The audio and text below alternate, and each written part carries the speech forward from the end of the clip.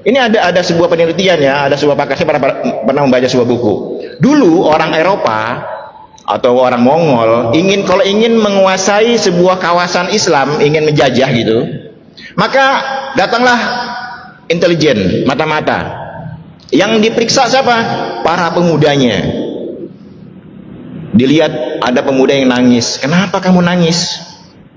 Kalau pemuda itu menjawab, saya semalam lupa tahajud, nangis. Saya semalam lupa baca Quran, nangis. Itu kalau begitu mereka nggak berani menjajah kawasan itu. Kenapa? Iman pemudanya masih tebal. Ya kalau orang sekarang mana ada yang nggak sholat tahajud nangis gitu. Jangankan nggak sholat tahajud, sholat 5 waktu aja biasa aja ditinggalin. Tuh pemudanya. Tapi ketika dia ada orang pemuda yang menangis, kemudian ditanya, kenapa kamu nangis? Saya diputusin pacar. Saat itu baru diserang tuh. Diputusin pacar nangis gitu kan. Itu jemaah sekalian. Jadi kemajuan umat Islam tempo dulu yang telah menguasai dunia lebih dari 7 abad. Kenapa? Karena mereka benar-benar fokus kepada Al-Quran. Konsentrasi mereka itu pada Al-Quran. Nah, orang zaman sekarang, umat Islam ini kebanyakan fokusnya itu hanya menggapai pahala masalahnya. Itu harusnya kita mindset kita ini kita rubah. Ada orang seumur hidup hatam terus gitu. Ini nggak bosan apa hatam mulu? Nggak mau meningkat gitu. Ya bukannya salah baca Quran, bagus baca Quran tuh. Tapi maksud Nabi merangsang umatnya membaca Al-Quran itu agar paham, agar ngerti. Jangan sampai hanya mengejar pahala saja. Itu jemaah sekalian ya. Jadi mindset kita ini terhadap Al-Quran kadang-kadang tidak adil ya. Ini kita baca terus, tapi nggak paham nih. Maka ini menjadi ejekan. Saya sering menyampaikan, ini menjadi ejekan tokoh Israel, Yahudi saat ini. Ada sebuah buku judulnya Spiritual Reading. Di situ ada ungkapan, ada perkataan seorang tokoh Israel. Dia berkata, kami saat ini sama sekali tidak takut kepada umat Islam. Nggak takut kami. Dulu mereka itu minta tanah itu. Di zaman Turki Utsmani misalnya, mereka itu minta tanah. Sekarang kami bangsa Israel sama sekali tidak takut dengan umat Islam. Wajarlah mereka menindas Palestina, anak kecil, wajarlah. Karena memang mereka nggak takut. Banyak alasannya, misalnya sholat subuhnya kayak sholat Id. Nggak tahu nih, di Mujahidin sholat subuhnya kayak sholat Id nggak? Kalau mungkin orang Israel kalau datang ke Mujahidin nggak akan takut dia. Orang cuma 2 saf subuhnya. Orang Yahudi itu takut kalau sholat subuhnya itu di masjid udah kayak sholat Id. Itu yang pertama. Ada lagi yang sangat miris adalah kenapa mereka tidak takut pada umat Islam? Karena umat Islam saat ini miskin membaca, jarang membaca, terutama membaca kitab sucinya Al-Quran. Selama umat Islam tidak membaca Al-Quran, mereka tidak akan takut. Kemudian dia melanjutkan, kalaupun saat ini umat Islam banyak yang membaca Al-Quran, banyak yang menghatamkan, banyak yang menghafal, banyak yang melantunkannya dengan suara-suara merdu. Kalau MTQ Pak, waduh merdu banget itu suaranya. Anak-anak SD, 5 SD hafal 30 juz, merdu suaranya.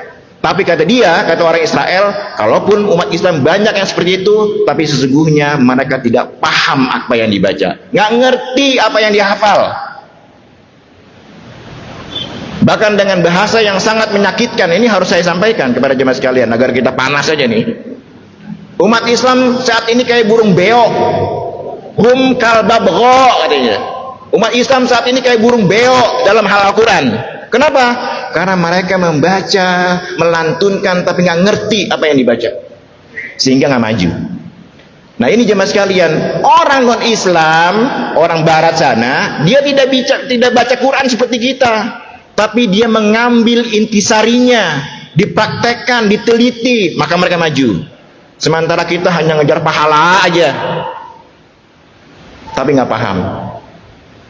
Maka wajar kalau umat Islam saling bentrok, dengan tetangga nggak akur, lihat tetangga susah cuek. Kenapa? Karena kita tidak mentadaburi Al-Quran.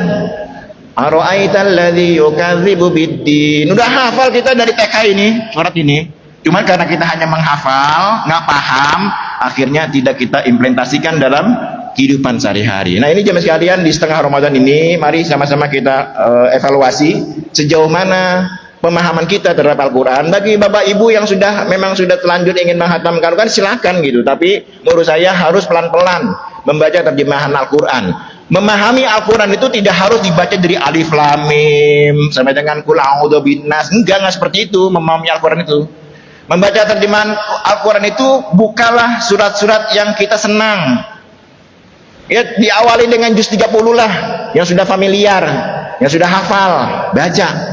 Amma yatasaalun, apa sih artinya? Sampai kul a'udzu birabbin nas. Insyaallah Pak, kalau kita memahami Al-Quran, maka apa pribadi kita akan berubah pasti, karena sesuatu yang berhubungan dengan Al-Quran pasti mulia. Bulan Ramadan, kenapa bulan mulia? Karena di dalamnya diturunkan Al-Quran. Malaikat Jibril, kenapa menjadi pemimpinnya malaikat? Karena kepadanya diturunkan, melalui dialah Al-Quran itu turun kepada Nabi Muhammad. Kenapa Nabi Muhammad menjadi manusia yang paling mulia? Karena diturunkan kepadanya Al-Quran.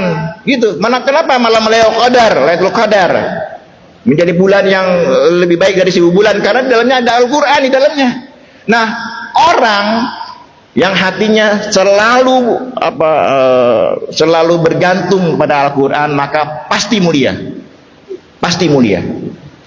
Ya, jadi ya mulailah kita minimal kalau kita tidak bisa memahami Al-Quran, minimal mencintai Al-Quran, Pak. Mencintai Al-Quran dulu deh. Ya, kalau nggak baca Quran tuh gimana, sepi kayaknya gitu. Ya, kalau bisa kayak orang pemuda zaman Umar bin Abdul Aziz, nggak baca Quran nangis, lupa saya karena baca Quran. Nah, membangun rasa itu kan sulit, ya harus dimulai, ya dipaksalah. Mentadaburi Al-Quran itu harus dipaksa. Ya, semoga jemaah sekalian di sisa Ramadan ini Allah memberikan kesehatan pada kita sehingga kita dapat maksimal menjalankan ibadah di bulan suci Ramadan. Demikian, mohon maaf atas kurangan. Assalamualaikum warahmatullahi wabarakatuh.